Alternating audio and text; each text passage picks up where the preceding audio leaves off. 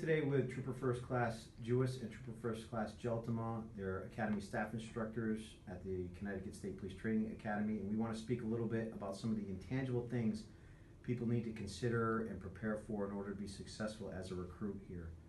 TFC Jewis, we'll start with you first. What are some of the things people should be aware of beyond the fitness, firearms, and driving? What are some of those things that they should consider and be aware of? Well, during their long 7 months here at the Training Academy, there's several internal and external stressors. So obviously anything that they can do to limit those stressors will give them a chance to be more successful here at the Academy and to focus on the critical training that we do. So in some vague terms, there's obviously those no-brainers that you mentioned, such as being in better physical shape and even learning some basic marching skills, which you can simply find on YouTube or some instructional videos. But there's also a lot of external stressors, such as what's going to happen in your family life while you're gone Monday through Friday. And so the better that you can prepare on how to handle those, along with finances, yard work, any other responsibilities that you have that you won't be able to attend to, would actually make your time here more successful.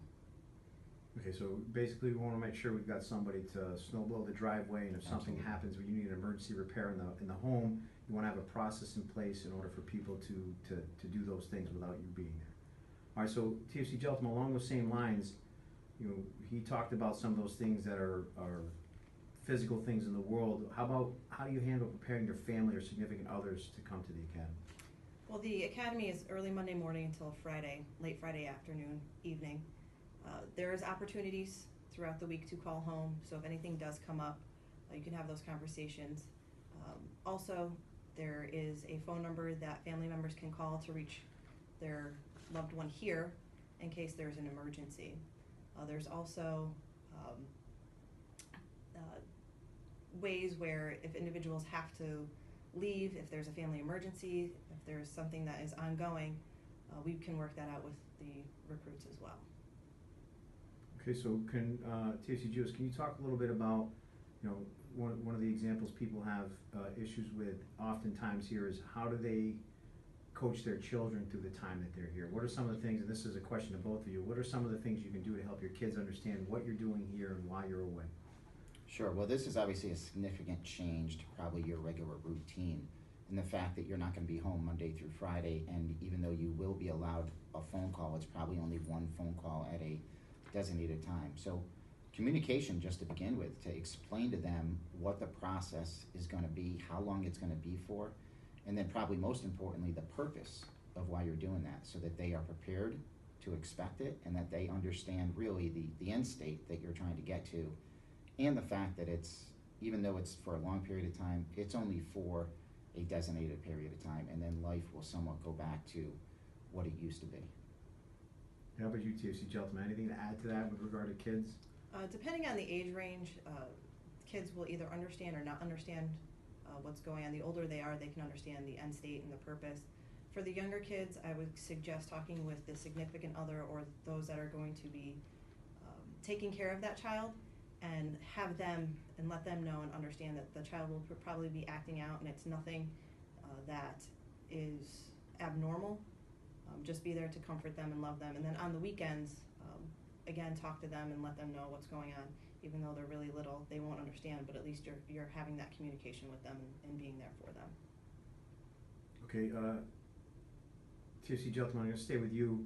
Can you talk a little bit about the support that a recruit gets and how it might lend some assistance in that vein? Can you explain what a mentor is for people? Yes, a mentor is a sworn trooper, an individual that has already graduated, gone off FTO, has some time on the job. These are the individuals that the recruits can call on the weekends. If they have any issues while they're inside the recruit academy, they can call them at that designated time at night if they have any questions, comments, or concerns, or if just some guidance, somebody to talk to and help them get through some of the difficult tasks that are coming up. And we would encourage family members, if the need were there, to reach out to a mentor or have that recruit make that mentor available to a family member if necessary. Absolutely. So TFC Jewis, can you talk a little bit about what a counselor is within the confines of the academy? Sure, so during their time at the academy, obviously when they first come in, the instructors, the staff here, are going to take a very directive leadership role. So they're going to tell them what to do, and they're going to go ahead and do those things. Over the 7 months, it escalates into more of a mentorship role, and then as we get close to graduation, obviously for the rest of their careers, it then turns into a colleague role. But what we have set up is staff members that are assigned as counselors to each one of our recruits. So that even within those first couple of weeks, when there's very much a director leadership role, that a recruit should feel comfortable coming to their individual counselor and talking to them about any outside issues or concerns that they would have that they could then act on immediately. So what we don't want to do is create a barrier because of the basic training atmosphere here and make a recruit feel like they cannot bring up something which is one of those stressors or concerns or issues that they might have on the outside, because that counselor will find a way to help them out with that. Excellent. All right, let's shift gears a little bit. TFC Gentlemen, what are some of the things people can do to prepare for the academics here, say if they haven't been in a school setting in a while? So just do some research for ways to come up with study guides. Maybe try and think back to when things that worked for studying. Also here within our counselor, each staff member is a counselor, but those groups also end up becoming study groups. So you'll have opportunity to study. Just figure out things that worked best for you.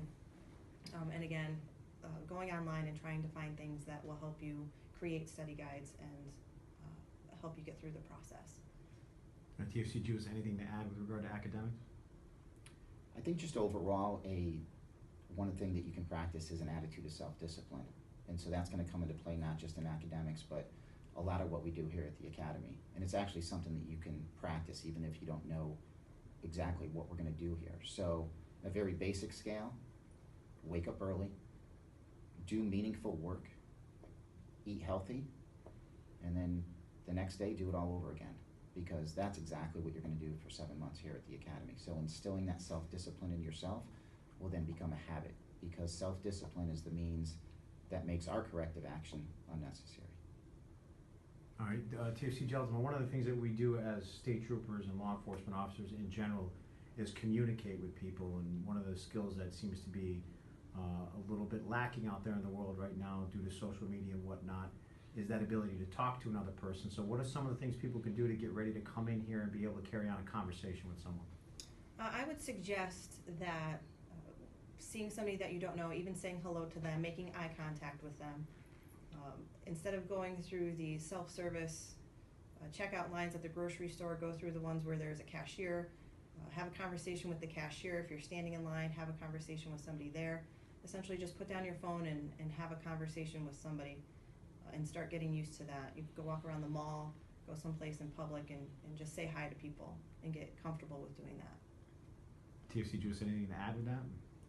Just overall, getting your life in order. And we say that if you have cracks in the foundation of your life when you come here, the environment here is so stressful and demanding that it will just naturally expand those cracks. So anything that you can do to actually get family, finances, your physical ability, any of those things in better shape so that when you come here you can focus on the critical training that we're doing, it will actually make your time here more successful. All right, so one of the things the three of us have in common is that we all served in the military in one capacity or another while we were either at the Academy or as state troopers. So can you both talk a little bit about, what are the things you should consider and do if you happen to have a military commitment?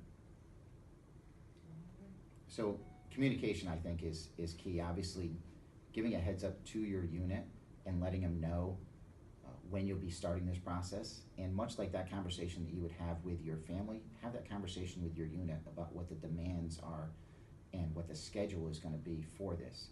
And then see how flexible they are working with you. If you're in a reserve component and you have to report for a drill 1 week in a month, or if our training academy actually runs into your annual training, there's going to be some logistical challenges. And so work that out as much as possible ahead of time with your unit so that you can best accomplish both missions, because you still might have to serve in a full capacity for your unit, but obviously it's critical that you focus on what we're doing here for these 7 months.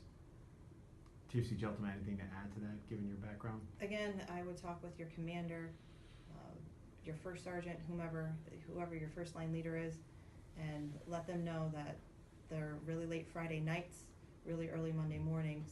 If they still think that you can show up on a Saturday or Sunday, it's going to have to be a more in-depth conversation of the things that you can and can't do. There is a lot of studying that goes on the weekend, so it's going to be something that you're going to have to talk to your leadership about. And again, there's people here on the staff that have military backgrounds and can help guide you through this. And there's additional, we have recruits that just graduated recently for us that are now trooper trainees. And so they are now going through the logistics of the fact that their units were very accommodating while they were here for the 7 months, to include, possibly giving them some time off. But because they want to have good years in those roles, now after they've graduated and as they're going through FTO or once they complete FTO, they then should be willing to make up that time that they've then missed. So really it's about communication and just trying to work out so that it's a win-win for everybody. All right, so is there anything that we haven't covered you think would be valuable information for somebody who's perhaps almost coming to the training academy or thinking about coming to the training academy? TFC Gentleman, I'll start with you.